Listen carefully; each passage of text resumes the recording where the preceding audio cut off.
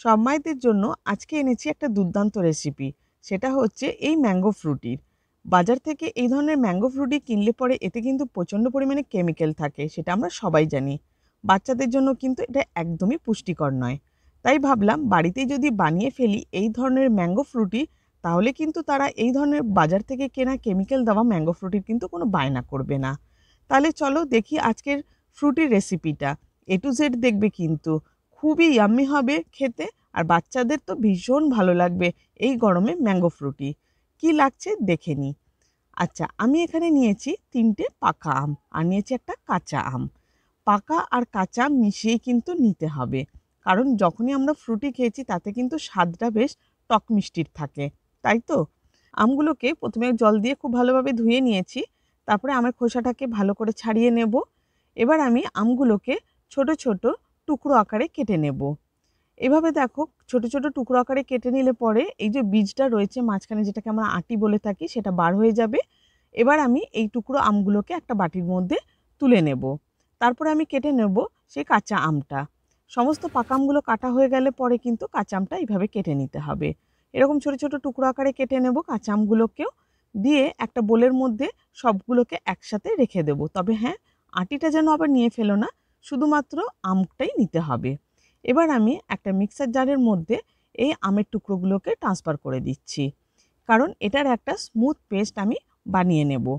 Smooth পেস্টটা বানালে পরে দেখবে বেশ একটু গাঢ় হয়ে যাবে। আগে চলো বানিয়ে নিচ্ছি, তারপর তোমাদেরকে দেখাচ্ছি টেক্সচারটা কেমন হবে। কিন্তু তার আগে আমি দিয়ে দেব এর মধ্যে বেশ খানিকটা চিনি। এখানে কিন্তু আমি পরিমাপটা বলবো না, কারণ যে যতটা বানাবে তার উপরেই কিন্তু ডিপেন্ড করবে কতটা চিনি তোমরা ব্যবহার করবে। চলো এটা আমি পেস্ট করে নিয়ে আসি। পেস্ট করা আমার হয়ে গেছে। এবার আমি ফ্রাইং প্যানের মধ্যে এই স্মুদিটা দিয়ে দেব, মানে ম্যাঙ্গো পিউরিটা যেটা হয়েছে সেটা আমি ঢেলে দিচ্ছি। একটু কিছুক্ষণ এটা লো আঁচে একটু নাড়াচাড়া করে নেব, কারণ এর মধ্যে যদি একটু বেশ কাঁচা একটা আমের গন্ধ থাকে সেটা যেন চলে যায়। আর বেশ একটা কিছুক্ষণ বাদেই দেখবে একটা ট্রান্সপারেন্ট লুক চলে আসবে। দেখো নাড়ালে পরে বুঝতে পারবে একটু বেশ পাতলা হয়ে আসবে আগের থেকে অনেকখানি। যখনই পাতলা হয়ে আসবে তারপরে কিন্তু গ্যাসটাকে নিভিয়ে দিতে হবে।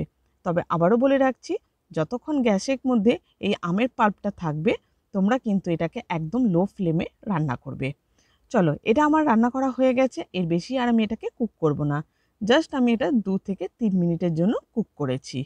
এবার আমি পরের স্টেপে চলে যাচ্ছি। এবার আমি এখানে একটা বড় দেখে বোল নিয়ে নিয়েছি আর তার উপরে ছাঁকনি রেখে দিয়েছি, যাতে করে এই যে আমটা যেটা পাল্পটা বেরিয়েছে সেটা আমি একটু ছেঁকে নিতে পারি। ছাকার কারণ হচ্ছে এর মধ্যে যখন কাঁচা আমটা দেবে, কাঁচা আমটা অনেক সময় দেখবে একেবারে কিন্তু পাকা আমের মতো ফাইন পেস্ট হবে না। তা সেক্ষেত্রে এইভাবে কিন্তু ছেঁকে নিতে হবে। ভিডিওতে তোমরা দেখতে পাচ্ছ, দেখো কতগুলো এখানে আমের টুকরো বেরিয়ে এসছে। নিচে যেটুকু আমের মানে পাল্পটা লেগে রয়েছে আমি একটু ওখান থেকে নিয়ে নিচ্ছি। এবার তোমাদেরকে দেখিয়ে দিচ্ছি একেবারে ফাইনাল স্টেজটা কি করতে হবে। এই যে পাল্পটা রয়েছে আমের, এর মধ্যে আমি অল্প অল্প করে এবারে জল দেব। জলের পরিমাপটা আমি বলে দিচ্ছি না, কারণ কতটা আম নেবে তোমরা সেটা তোমাদের উপরে ডিপেন্ড করছে।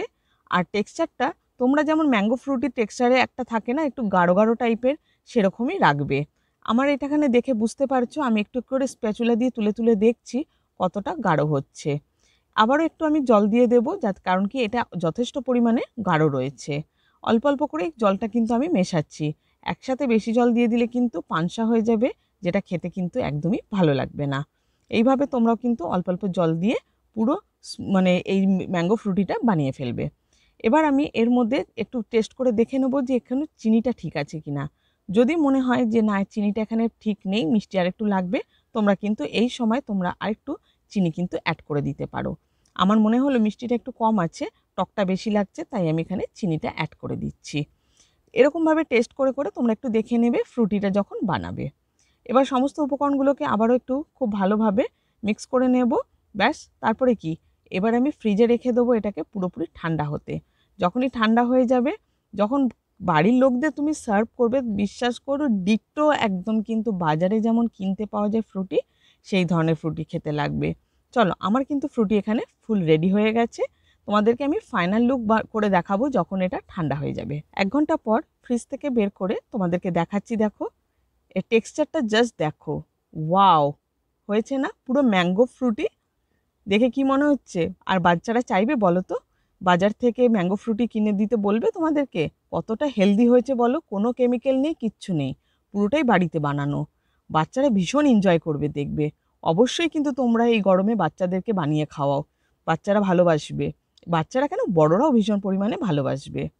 আচ্ছা, আমার চ্যানেলে এই ধরনের ইউনিক রেসিপিগুলো পাওয়ার জন্য আমার চ্যানেলটাকে সাবস্ক্রাইব করে নাও, বেল আইকনটাকে ক্লিক করে রাখবে, যাতে করে যখনই নতুন করে ভিডিও আপলোড করব তার নোটিফিকেশন সরাসরি তোমরা আগে পাবে।